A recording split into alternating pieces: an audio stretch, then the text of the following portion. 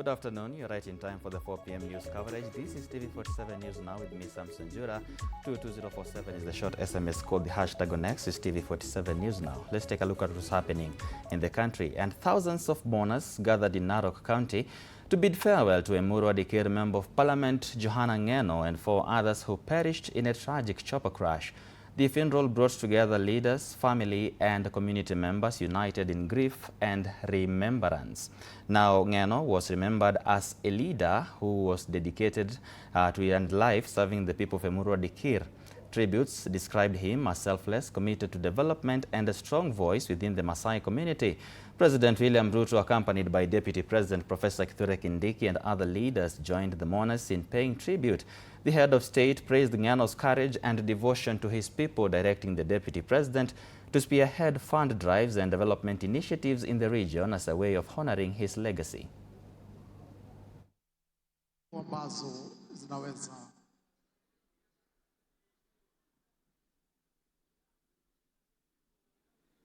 Johanna Ngeno alitembea, akaangalia nyuma, kutazama mbele.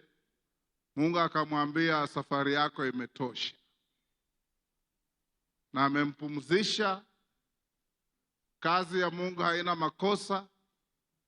Like we always say, God has never suffered from memory loss. He knows what he plans for each one of us. And he planned it this way for our brother. Kama bunge la kitaifa na bunge la seneti, tunaombea hizi familia ambazo zimepoteza wapendwa wao. Mungu awaweke mahali pema. Niseme tu sisi tumeachwa na mmoja wetu, na kwa niaba ya baraza la mawaziri ambalo tunaongozwa na rais kama kiongozi wetu, tumeandika rambirambi ambao nitapeana nikienda kuketi.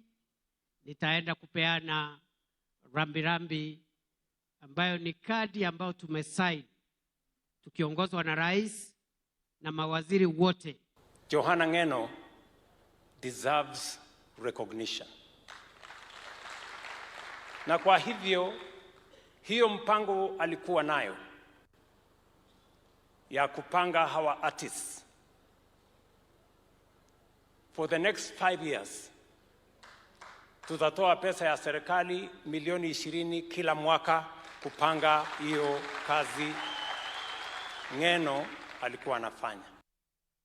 And still in Narok, family and friends of Emurua Dikir Member of Parliament Johanna Ngeno and 5 other victims of the plane crash congregated at Emurua Dikir Primary School for the burial ceremony. Johanna Ngeno's widow Nayanoi Ntutu has eulogized the late Ngeno as a friend and loving husband, and that his demise has left a huge void in her heart.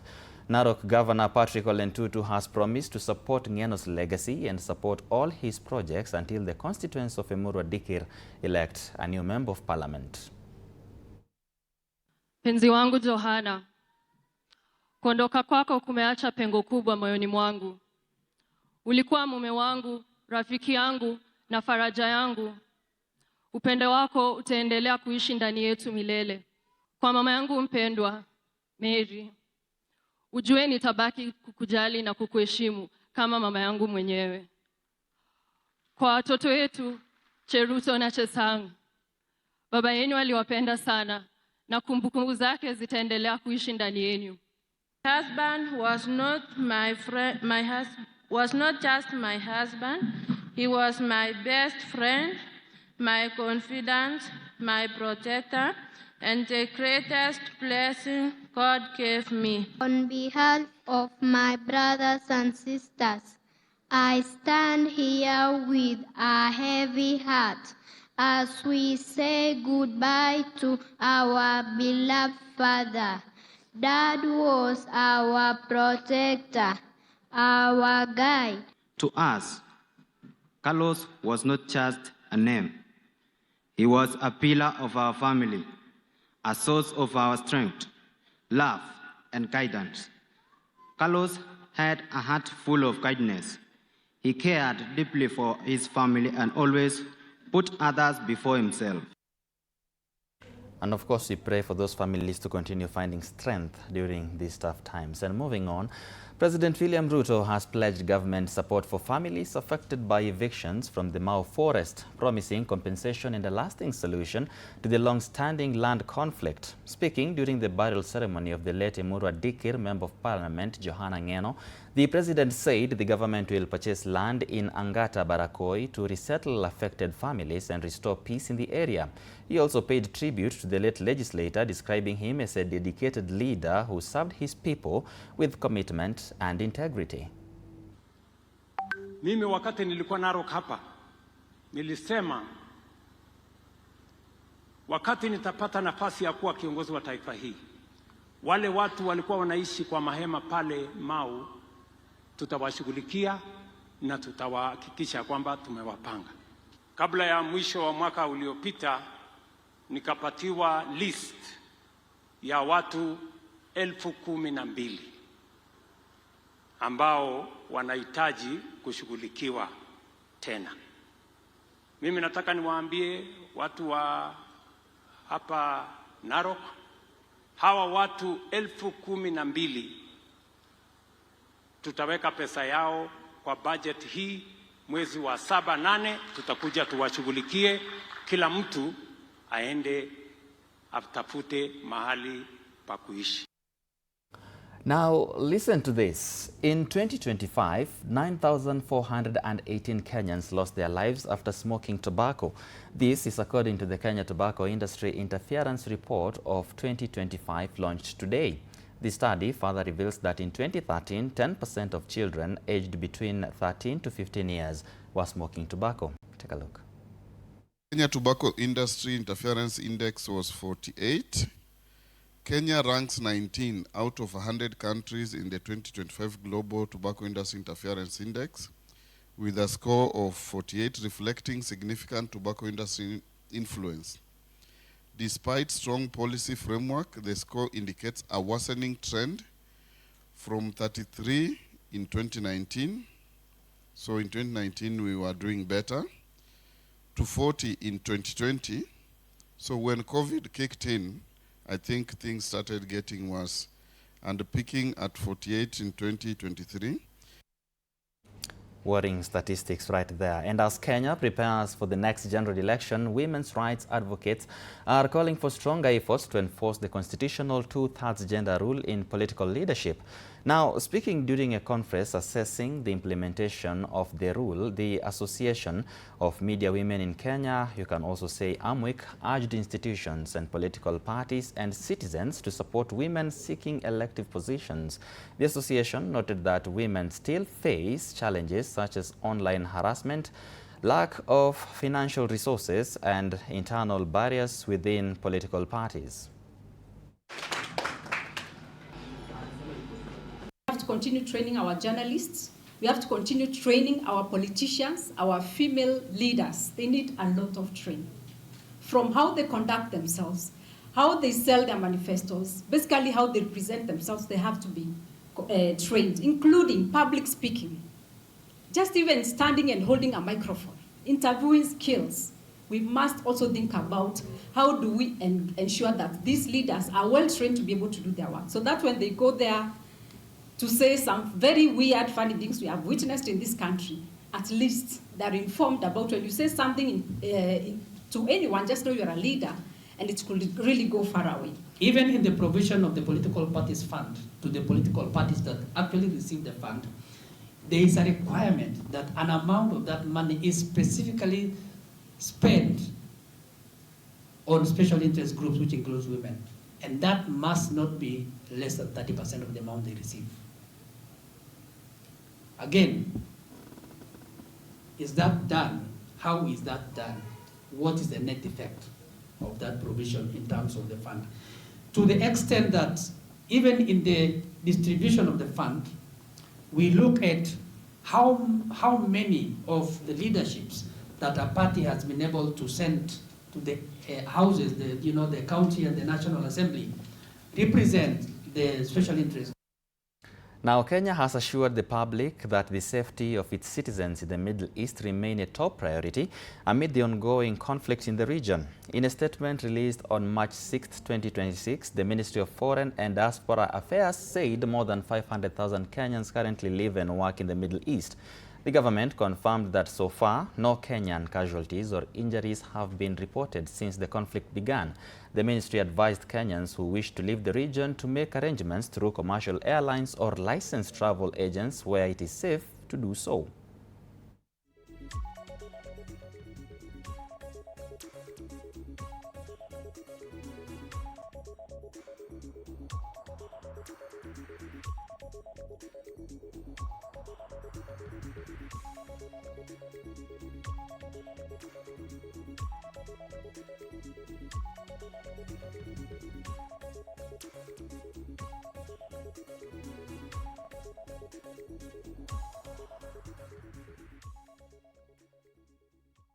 And Bunge la Wananchi in Migori has launched a door-to-door drive to encourage young people to obtain national ID cards to register as voters ahead of the 2027 general election. Speaking in an interview, Migori Bunge la Wananchi chairperson Thomas Onyango said the campaign is non-partisan and aimed at promoting responsible citizenship and independent voting among the youth.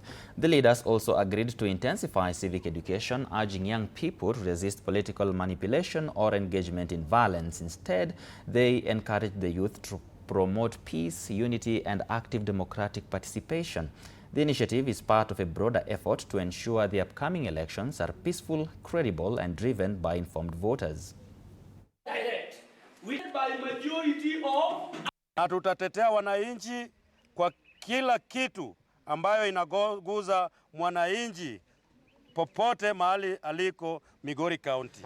Tunasema ya kwamba sisi kama bunge la wananchi hatuko nyuma ya mtu, hatusupport mtu yoyote. Sisi tutaelimisha wananchi kwa hao wote ambao watasimama kwa kiti yoyote. Mtu auze sera zake. Tumekataa our fellow youths, tumekataa cannot be used by politicians to cause chaos in different platforms. So sisi kama bunge la wananchi, we all agreed that we are going to protect our youths and we will never allow any politician to use our youth to recruit them as goons to cause chaos in different political forums. The State Department for Correctional Services has intensified efforts to support the national tree growing campaign through the regular tree planting activities. The department says it has set aside every first Thursday of the month for tree planting across correctional facilities as part of efforts to support environmental conservation.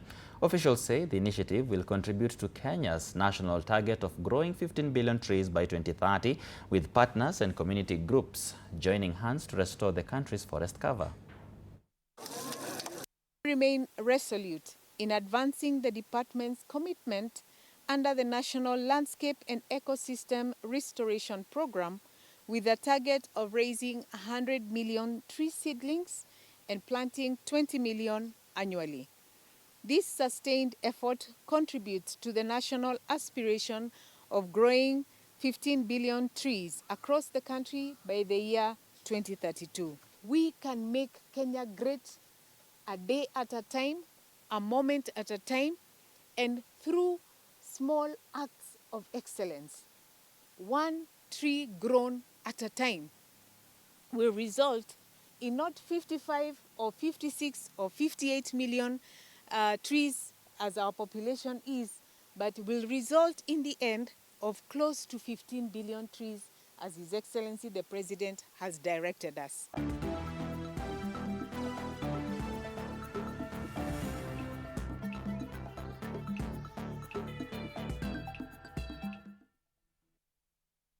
Time for sports, and Kenyan rally driver Evans Kavisi and his navigator Absalom Aswani have received a major boost ahead of this year's Safari Rally Kenya after trust service provider Tenderworld came on board as their title sponsor. The rally is the third round of the World Rally Championship and is set to take place from the 12th to the 15th of March in Naivasha. The Kenyan duo will be targeting a strong comeback and a podium finish in the national category after their campaign last year ended in a disappointment following a late retirement.